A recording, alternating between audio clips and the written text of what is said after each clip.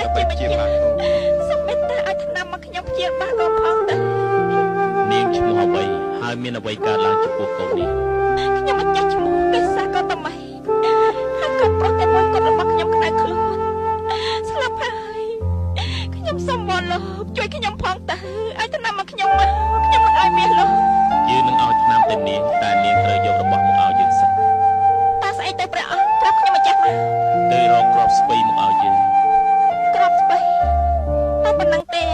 មែនហើយតែត្រូវចាំទុកណាមានលក្ខខណ្ឌថាក្របស្បៃត្រូវតែមកពីគ្រួសារដែលគ្មានអ្នកណាស្លាប់ខ្ញុំនឹងទៅរកឲ្យលោកភ្លាមស្អីគេក្របស្បៃនាងចង់បានប្រមាណក៏បានដែរតែពុករបស់ខ្ញុំទើបតែស្លាប់កាលពីខែមុនមែនហើយគ្រួសាររបស់ខ្ញុំទើបតែស្លាប់កាលពីអាទិត្យមុនគ្មានអ្វីអមតៈទេមានទាំងការកើតនិងការស្លាប់ការចម្រើននិងការវិនាសការជួបនិងការបែកបាក់